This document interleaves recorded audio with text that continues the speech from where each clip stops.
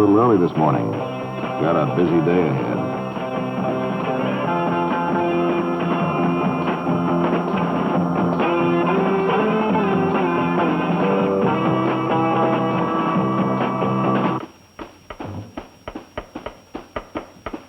Ought to do something about that paunch. Not as slim as you were in college. Ought to exercise a bit, maybe. But when? You've been so busy lately.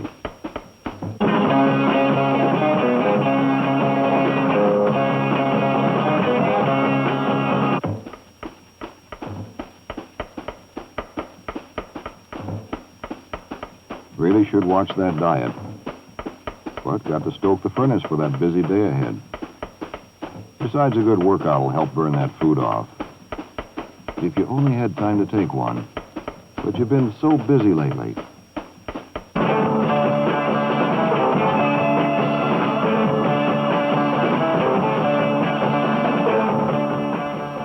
This man is getting ready for a busy day himself.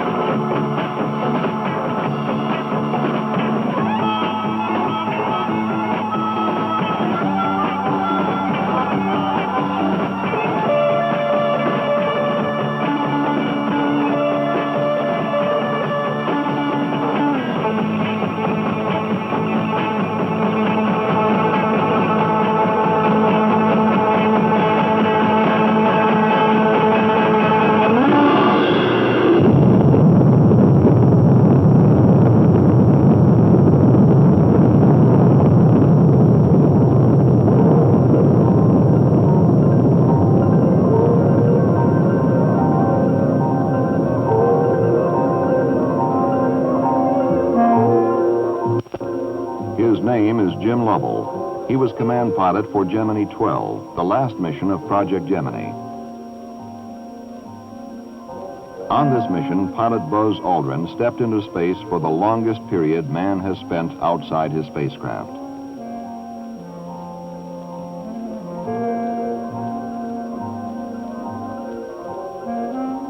Lovell flew Gemini 7 with his command pilot Frank Borman during man's first rendezvous in space. The other spacecraft, Gemini 6, piloted by Wally Schirra and Tom Stafford. Before Gemini 7 splashed down, Borman and Lovell had set an endurance record for sustained spaceflight, 14 days weightless in the cramped Gemini spacecraft. These two missions gave Jim Lovell the record for time one man has spent in space.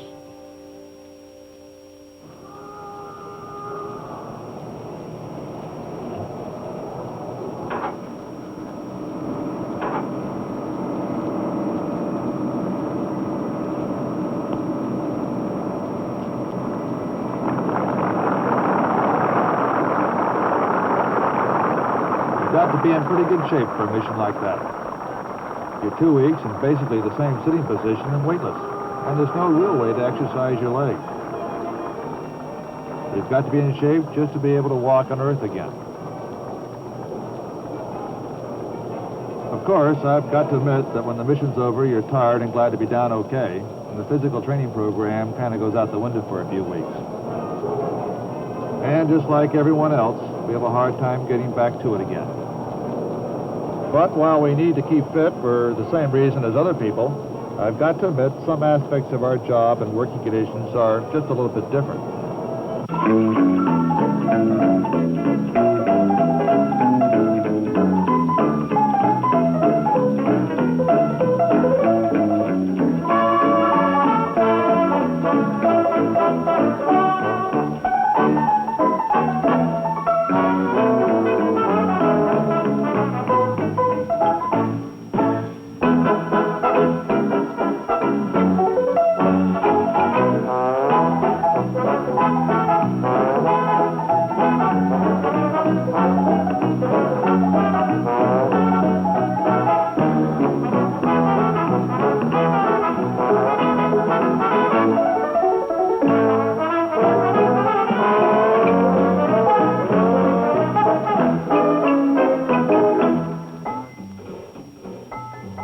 obvious that it's important to our astronauts to stay in good physical shape. But this is only a small part of their professional life. 80% of their time is spent in other work. Now, take yourself. What do you have in common with an astronaut? For instance, you start the day by getting into the elevator and going up to the office.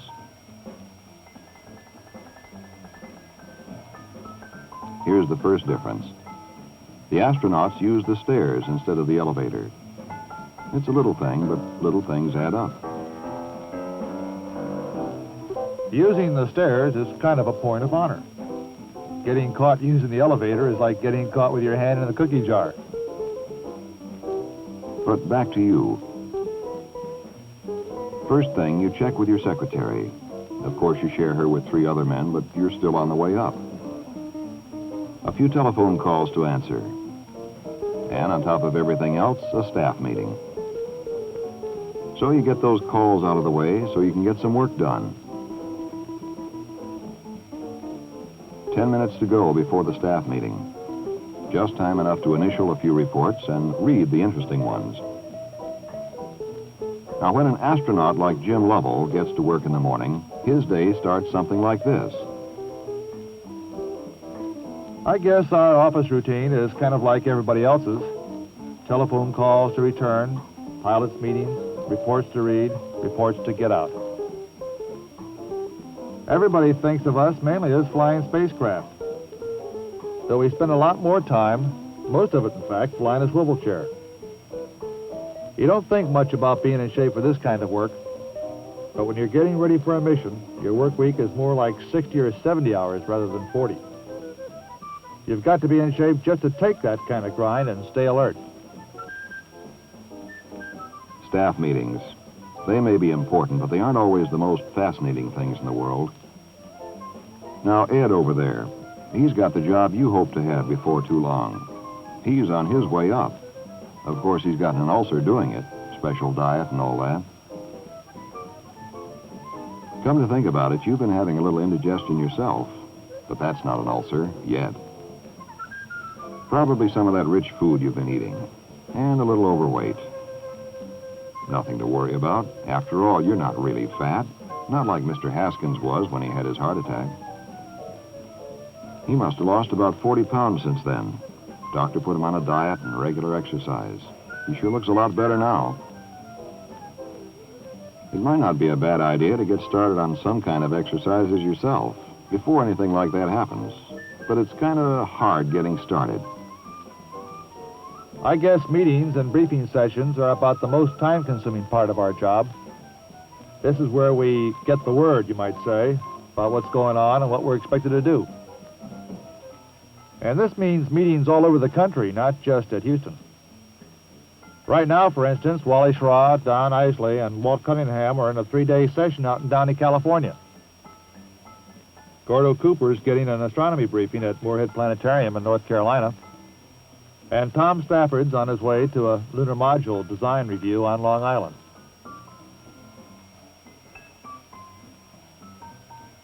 After a good morning's work, lunch. Greatest restaurant in town. Sure doesn't help the old figure much, though. Take Larry now. He puts away enough food for 2 men and doesn't gain a pound. Of course, he works out at the health club twice a week. Took you once, too. Felt pretty good. But it's rough keeping that kind of thing up. When do you get the time?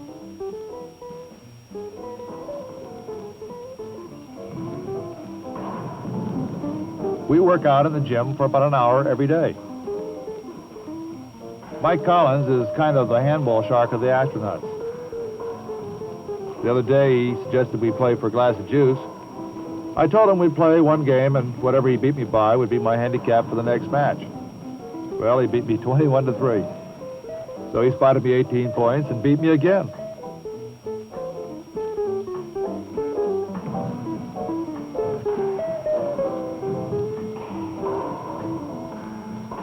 Of course, handball isn't the only thing we do, although it's probably the most fun. You know, some of the bigger industries are putting in stress labs. That's government tease for a gym. They figure they want their executives especially to be in good shape. You can figure out how much it means to them to have a key man out sick or not able to work up to capacity. That's about the way we work it. The astronaut physical training program is up to each individual.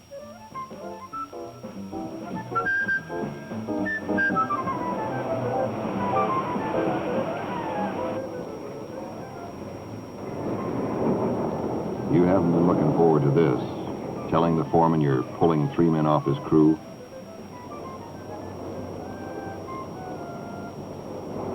Hard on the stomach.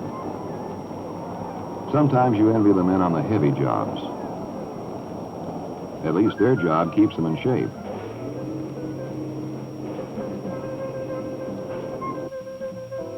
Sometimes the assignments we pull keep us in shape by themselves. Like Dave Scott. He's been climbing in and out of a lunar module underwater, wearing a spacesuit and a backpack, trying to figure out easier and better ways to do it in space, and, by the way, on the moon. But then there's John Young. He's been sitting in classes all week, and now he's got to fly up to Boston for a guidance system briefing at MIT. I guess most people know we're jet pilots. A lot of the time, we have to fly our own jets in order to make the schedule.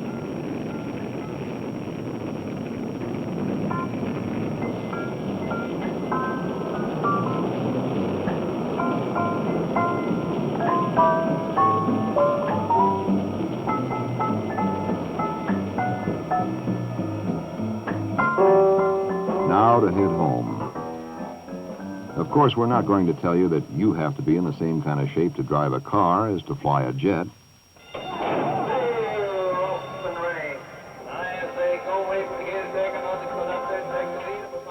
After all, for your speeds, what kind of reflexes do you need?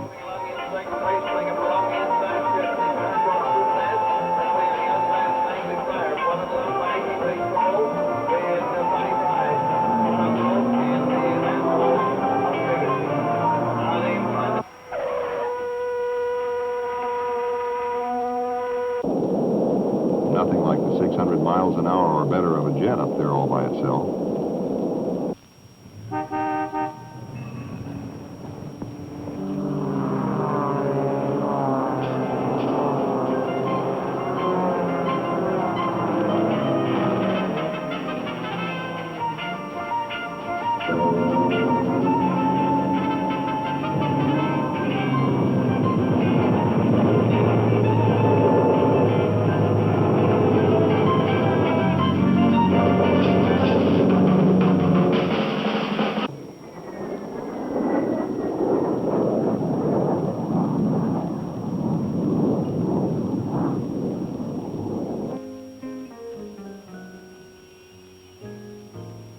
Now to relax after a long day.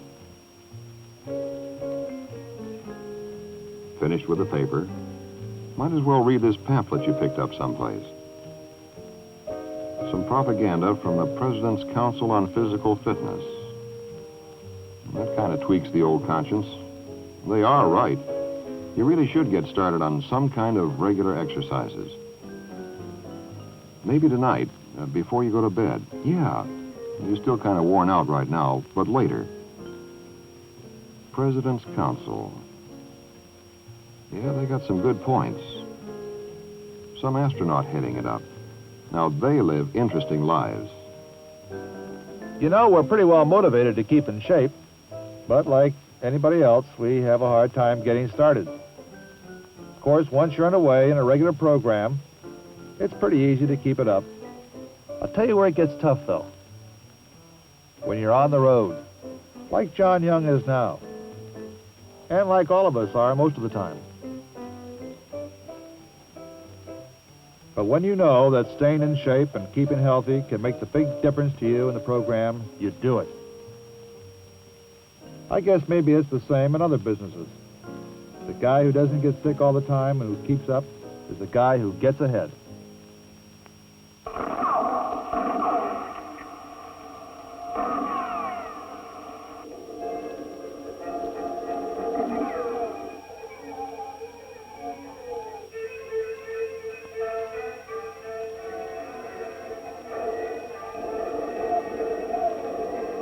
course, they've got the right idea. Get going on a regular program of exercises. Might even kind of help that indigestion you've been having lately. Ah, but that's probably just nerves.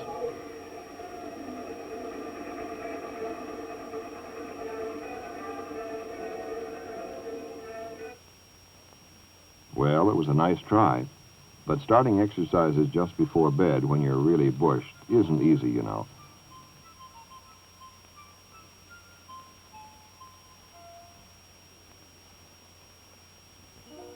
And you're a little young for heart trouble. Anyway, you're not that fat. Still, the President's Council on Physical Fitness does have the right idea. Maybe tomorrow. That's right. Get started tomorrow. Maybe it won't be such a